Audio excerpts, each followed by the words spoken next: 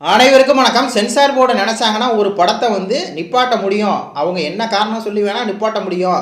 உப்பு சப்பு இல்லாத காரணத்தை சொல்லி கூட நிப்பாட்ட முடியும் அப்படிங்கிறத இந்த ஜனநாயக படத்துடைய இன்னைக்கு கோர்ட் நடக்குதே அந்த கேஸு. அதை பார்க்கும்போது நம்மளுக்கு தெரியுது. இந்த தணிக்கை குழு என்ன வேணால் பண்ணலாம். அவங்களுக்கு அவ்வளோ அதிகாரம் இருக்குது. ஒரு படத்தை ரிலீஸ் பண்ண விடாமல், குறிப்பிட்ட தேதி ரிலீஸ் பண்ண விடாமல் அவங்க நினச்சா தடுத்து நிறுத்தலாம் அப்படிங்கிற அளவுக்கு தான் இந்த நாட்டில் ஜனநாயகம் இருக்குது அப்படிங்கிற மாதிரி இருக்குது. இதில் இன்றைக்கி ஜனநாயக படத்துடைய அந்த கேஸ் நடக்குது. கேவிஎன் ப்ரொடெக்ஷன் போகிறாங்க. நாங்கள் 500 கோடி இது போட்டிருக்கோம். அதனால் எங்களுக்கு படம் சென்சார் போட்டு தரமாட்டுறாங்க, எங்களுக்கு வாங்கி கொடுங்க அப்படின்னு சொல்லி வழக்கு போட்டிருக்காங்களா. அதில் அந்த நீதியரசர் கூடிய பிடி ஆசா அப்படிங்கிற நீதியரசர் அம்மா அவங்களே என்ன சொல்கிறாங்கன்னா, இது அப்நார்மலாக இருக்குது. நீங்கள் சொல்லக்கூடிய சென்சார் போர்டு நீங்கள் சொல்லக்கூடிய காரணம் அப்நார்மலாக இருக்குது, இயல்பாக இல்லைங்கிறாங்க. என்ன அப்படின்னு சொல்லி கேட்டால், அதாவது ஒரு 5 பேர் படம் பார்க்குறாங்களே சென்சார் குழுவில், அந்த குழுவில் இருக்க ஒருத்தர் இந்த படத்தில் மத உணர்வுக்கு எதிராக இந்த படத்தில் காட்சிகள் இருக்குது, அதனால் இந்த படத்தை தடை பண்ணணும், சென்சார் கொடுக்கக்கூடாது, மறுவாய் பண்ணணும் அப்படின்னு சொல்லி அந்த குழுவில் இருக்கவரே இது எப்படா ஏற்றுக்கிற மாதிரி இருக்குது. அதான் இது அப்நார்மலாக இருக்குது. இப்போது பீஸ்ட் படம் எடுத்துங்க விஜய், அதில் இஸ்லாமியர்களை ரொம்ப தப்பாக காமிச்சார். இவர் இஸ்லாமியர்களை பக்கெட் வாலி மாதிரி வச்சுக்கிட்டு இஸ்லாமியரில் ஒருத்தர் இங்கே இருக்கக்கூடிய மாலை ஹைஜாக் பண்ணிடுறாங்க, தீவிரவாதி அப்படின்னு இஷ்டத்துக்கு காமிச்சார். அந்த படத்தை நம்ம போட்டு போலந்தோம். பீஸ்ட் படம் தோல்விக்கு காரணம் நம்ம தான். அந்த நெல்சன் அப்படிங்கிறவன் அந்த மாதிரி ஒரு படத்தை எடுத்து வச்சான். விஜய் நடித்து வச்சார்.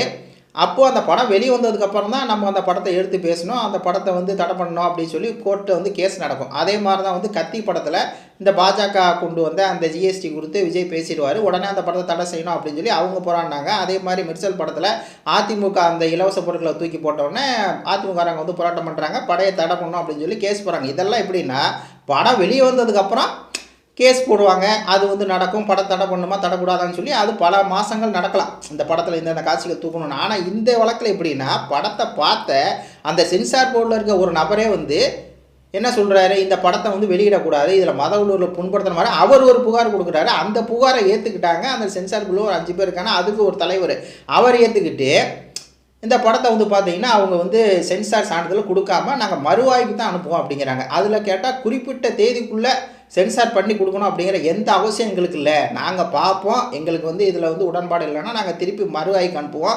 ரிவிஷன் போகும், ரிவிஷன் மேலே ரிவிஷன் போகும். நீங்கள் பம்பாய் கொண்டு போங்க, டெல்லி கொண்டு போங்க, உச்சநீதிமன்றம் எங்கே வேணால் கொண்டு போங்க, நாங்கள் சொல்கிறதா எங்களுக்கு அந்த அதிகாரம் இருக்குது அப்படின்னு சொல்லி அவங்க ஒரு பக்கம் இது பண்ணிடுறாங்க.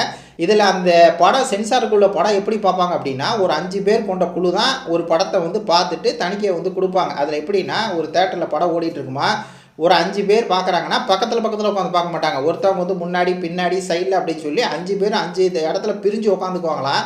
பிரிஞ்சு உட்காந்து அவங்க படம் பார்த்து குறித்து வச்சுக்குவாங்களா ஒரு நேட்பேடில். இந்த இடத்துல மாற்றுக்கு எதிராக பேசியிருக்காங்க, இதில் அரசியல் கருத்து தவறாக பேசியிருக்காங்க, இதில் விலங்குகளை தவறாக இந்த மாதிரி சித்தரிச்சிருக்காங்க, இல்லைன்னா ஏதோ ஒரு வார்த்தை ஒரு ஆபாசமாக இந்த மாதிரி தமிழ்நாட்டுக்கு சேரக்கூடாத வார்த்தைகள்லாம் இருக்கு இல்லையா, அதெல்லாம் போட்டுனா அதெல்லாம் குறித்து வச்சுக்குவாங்களாம். குறித்து வச்சுட்டு அதுக்கப்புறம் சென்சார் போர்டு ஒரு ரூம் இருக்குமா, அந்த ரூமில் போய் இந்த 5 பேரும் ஒன்றா உட்காந்து டிஸ்கஸ் பண்ணுவாங்களாம். இந்த மாதிரி காட்சியெல்லாம் இருக்குது, இதெல்லாம் நம்ம நீக்கிட்டால் நம்ம யூஎஸ் சான்றிதழோ கொடுத்துடலாம் அப்படின்னு சொல்லி அவங்க டிஸ்கஸ் பண்ணி அதுக்கப்புறம் தான் சான்றிதழ் கொடுப்பாங்க. அப்படி அந்த டிஸ்கஸ் பண்ணதுக்கப்புறம் அந்த டைரக்டர் ப்ரொடியூசர் 2 பேர்த்தையும் அந்த ரூமில் வர வச்சு இதெல்லாம் நீக்குங்க அப்படின்னு சொன்னால் உடனே அவங்க சரி அப்படின்னு ஒத்துக்குவாங்க.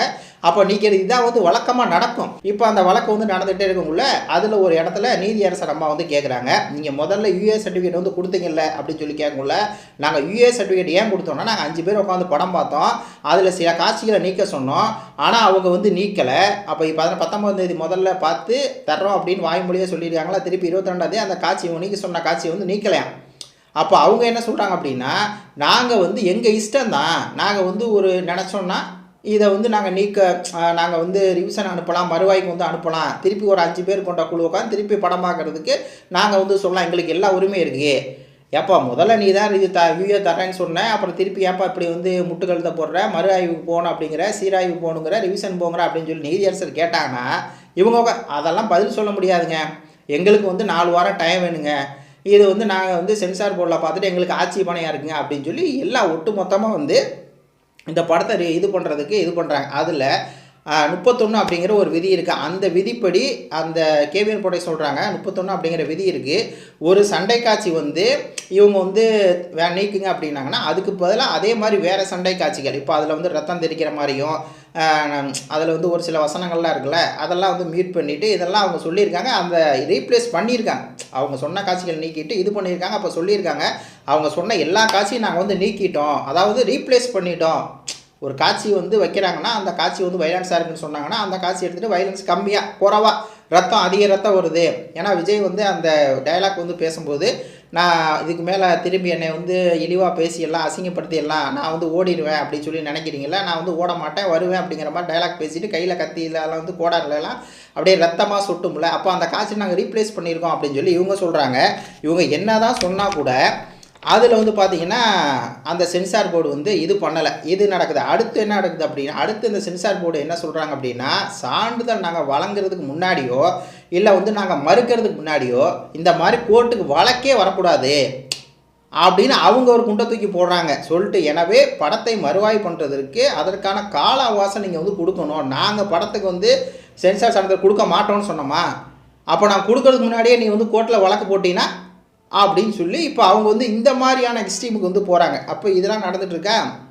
இப்போது ரிலீஸ் ஆகிறதுக்கு ஒரு நாள் தான் இருக்குது, ஒரு நாள் தான் இருக்குது. திருப்பி இவங்க ரிவைஸ் போனோம் அப்படின்னா 5 பேர் உட்காந்து பார்க்கணும். பார்த்துட்டு ஒரு நாள்லேயே சர்டிஃபிகேட் கிடைக்குமா அப்படிங்கிறது மிகப்பெரிய ஒரு கேள்விக்குறி. ஜனவரி 9 படம் ரிலீஸ் ஆகுது. எல்லாம் புக்கிங் வேறு போட்டானுங்க. 200 டிக்கெட்டை வந்து 1000 வரை விற்றுட்டானுங்க. இது நடந்துகிட்ருக்கு. இதில் அடுத்து இந்த நீதியரசர் அம்மா வந்து ஒன்று சொல்லியிருக்காங்க. இதெல்லாம் வந்து ஃபைனல் இதாக வரும் அப்படின்னு சொல்லி நினைக்கிறேன். என்னென்னா இப்போ அந்த 4 வாரம் டைம் கேட்குறாங்க எங்களுக்கு வந்து ரிவிஷன் பார்க்குறதுக்கு. அப்போது அதை கேட்டவுடனே பிடிஆசர் என்ன சொல்கிறாங்கன்னா இது வந்து ஏற்புடையதே கிடையாது. எப்படி இது நீங்கள் சொல்கிற இந்த கருத்து வந்து ஏற்புடையதே கிடையாது அப்படின்னு சொல்லி சொல்கிறாங்க. உடனே அதுக்கும் அந்த தணிக்கை குழுவில் சேர்ந்து அட்வொகேட் என்ன சொல்கிறாங்கன்னா, நாங்கள் நீக்க சொன்ன காட்சியை வந்து நீக்கலைங்க, எங்களுக்கு வந்து உடன்பாடு இல்லைங்க. அப்போது அவ்வளோதாங்க, நாங்கள் வந்து தணிக்கை குழுவில் நாங்கள் அனுமதி கொடுக்க மாட்டாங்க, அவங்க நான் சொன்ன காட்சியை நீக்க சொல்லுங்கள், நாங்கள் கொடுக்குறோம் அப்படி போயிட்டாங்க.